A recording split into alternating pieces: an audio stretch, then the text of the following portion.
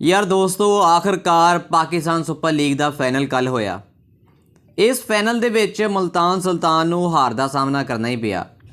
दूजी तरफ इस्लामाबाद यूनाइटेड की टीम जिहड़ी आ उन्हें कमाल दी यार परफॉर्मेंस दी है। इस फाइनल दे विच बड़ी ज़बरदस्त परफॉर्मेंस इस्लामाबाद यूनाइटेड ने दी है, जिहदी वजह तो इस्लामाबाद यूनाइटेड की टीम ना ये मैच जित सकी है। लेकिन यार मुकाबला काफ़ी ज़्यादा सख्त सी। लेकिन मुल्तान सुल्तान यार एक बदकिस्मत टीम ही आ जिहड़ी कि लगातार 3 वारी फाइनल दे विच पहुंची आ, लेकिन फाइनल नहीं जित पाई।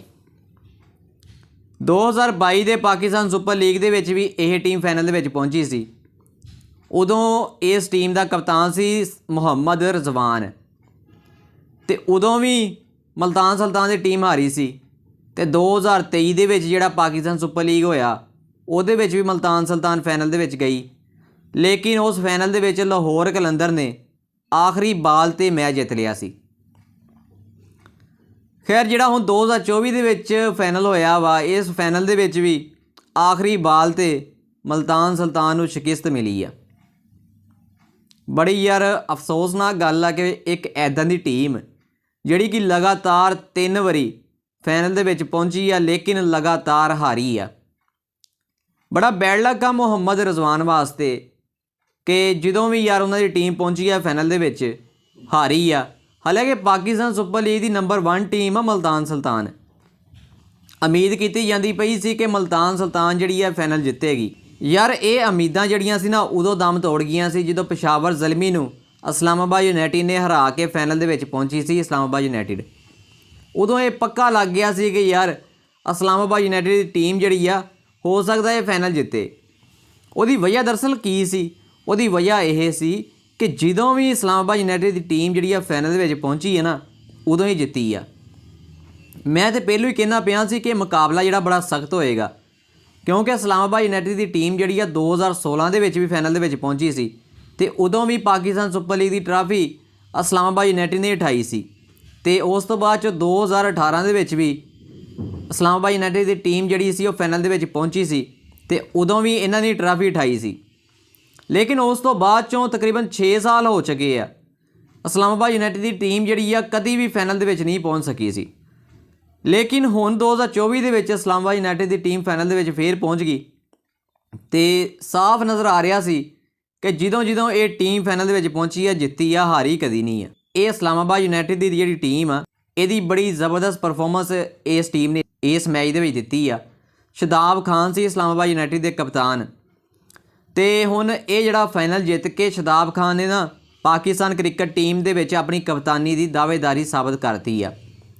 हुण जिहड़े पाकिस्तान क्रिकेट बोर्ड दे विच भी जिहड़े लोग बैठे आ वो भी ये सोचणगे कि यार शहीन शाह अफरीदी नूं T20 कप्तान तो बनाता वा, लेकिन शहीन शाह अफरीदी नूं हटा के शदाब खान नूं ही पाकिस्तान क्रिकेट टीम का कप्तान बना दिए, क्योंकि पाकिस्तान सुपर लीग दे विच शदाब खान ने बड़ी ज़बरदस्त कप्तानी की। ते इस कप्तानी की वजह तो ही ना उन्होंने बड़ा ज़बरदस्त परफॉर्म किया। टीम के खिलाड़ियों को इदां इदां दे पॉइंटां ते खड़ा किया जिथे कि कोई बैट्समैन जो कोई छक्का मारन की कोशिश करता सी ते कैच हुंदा सी। फील्डिंग बड़ी ज़बरदस्त उन्होंने इदां इदां दे पॉइंटां ते खिलाड़िया सी खिलाड़ियों को कि जिहड़े खिलाड़ी सी जिहड़े बैट्समैन सी उन्होंने काफ़ी ज़्यादा मुश्किल होंदी सी रन्स लैण वास्ते। फील्डिंग बड़ी कमाल दी इस्लामाबाद यूनाइटेड ने की सी इस मैच दे विच। खासकर यार इमाद वसीम ने बड़ी ज़बरदस्त परफॉर्मेंस दी इस मैच दे विच। वेख लो कि यार इस बंदे ने 5 विकटां कढ़ियां इस मैच दे विच, 23 स्कोर सिर्फ दिते आ ते 4 ओवर करवाए सी। लेकिन बड़ी बदकिस्मती आ कि यार वेख लो कि इस खिलाड़ी ने ना पाकिस्तान क्रिकेट बोर्ड तो रिटायरमेंट लै ली आ।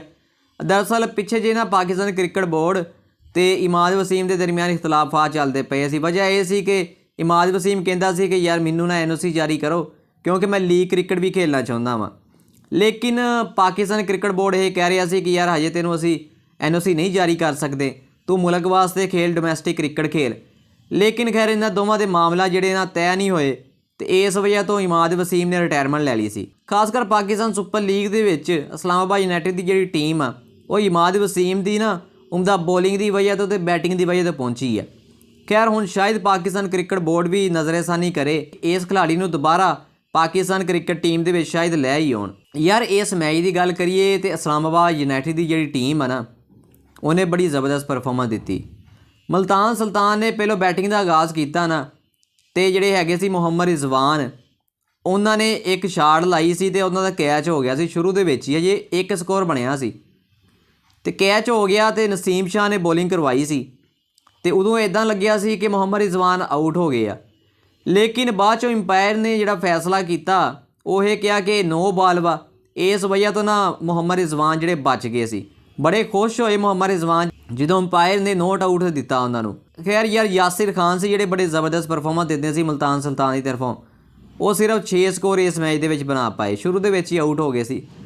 8 ਸਕੋਰਾਂ ਦੇ ਉੱਤੇ ਨਾ ਮੁਲਤਾਨ ਸੁਲਤਾਨ ਦੀ ਪਹਿਲੀ ਵਿਕਟ ਗਿਰ ਗਈ ਸੀ। ਖੈਰ ਯਾਰ ਇਸ ਮੈਚ ਦੇ ਵਿੱਚ ਉਸਮਾਨ ਖਾਨ ਸੀ ਨਾ ਜਿਹੜੇ, ਉਹਨਾਂ ਨੇ ਬੜੀ ਜ਼ਬਰਦਸਤ ਪਰਫਾਰਮੈਂਸ ਦਿੱਤੀ ਸੀ। ਇਸ ਮੈਚ ਦੇ ਵਿੱਚ ਉਸਮਾਨ ਖਾਨ ਨੇ 57 ਸਕੋਰ ਬਣਾਏ ਸੀ ਤੇ ਮੁਲਤਾਨ ਸੁਲਤਾਨ ਦੇ ਜਿਹੜੇ ਇਫਤਖਾਰ ਅਹਿਮਦ ਸੀ ਉਹਨਾਂ ਨੇ 32 ਸਕੋਰ ਬਣਾਏ ਸੀ ਤੇ ਮੁਹੰਮਦ ਰਿਜ਼ਵਾਨ ਸੀ ਨਾ ਜਿਹੜੇ ਕਿ ਇਸ ਟੀਮ ਦੇ ਕਪਤਾਨ ਸੀ, ਉਹਨਾਂ ਨੇ 26 ਬਾਲਾਂ ਦੇ 26 ਸਕੋਰ ਹੀ ਬਣਾਏ ਸੀ। ਦੂਜੀ ਤਰਫ ਵੇਖਿਆ ਜਾਵੇ ਨਾ ਯਾਰ ਕਿ ਇਸਲਾਮਾਬਾਦ ਯੂਨਾਈਟਿਡ ਦੀ ਟੀਮ ਦੀ ਤਰਫ ਉਹਨਾਂ ਦੇ ਜਿਹੜੇ ਬੋਲਰ ਸੀ ਨਾ ਬੜੇ ਕਮਾਲ ਦੇ ਸੀ ਯਾਰ। ਤੁਸੀਂ ਇੱਥੋਂ ਅੰਦਾਜ਼ਾ ਲਾ ਲਓ ਕਿ 23 ਸਕੋਰ ਦਿੱਤੇ ਇਮਾਦ ਵਸੀਮ ਨੇ ਤੇ 5 ਵਿਕਟਾਂ ਕੱਢੀਆਂ।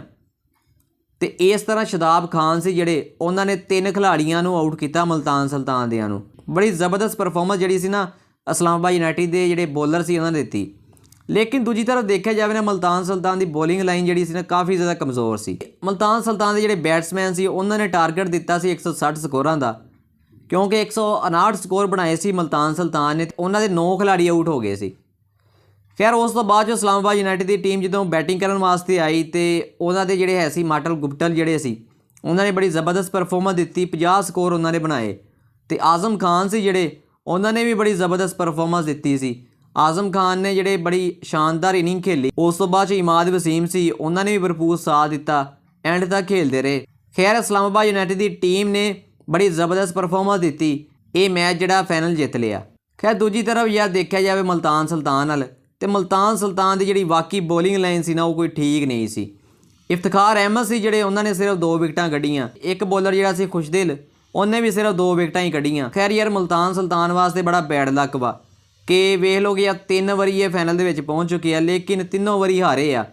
ਇੱਕ ਟੀਮ ਜਿਹੜੀ ਫਾਈਨਲ ਦੇ ਵਿੱਚ ਆ ਕੇ ਹਾਰ ਜਾਵੇ ਨਾ ਤੇ ਉਹਦੇ ਵਾਸਤੇ ਬੜਾ ਯਾਰ ਅਫਸੋਸ ਹੁੰਦਾ ਉਹਨੂੰ। ਖੈਰ ਇਸਲਾਮਾਬਾਦ ਯੂਨਾਈਟਿਡ ਦੀ ਟੀਮ ਨੇ ਇਹ ਟੂਰਨਾਮੈਂਟ ਤੇ ਜਿੱਤ ਲਿਆ ਵਾ।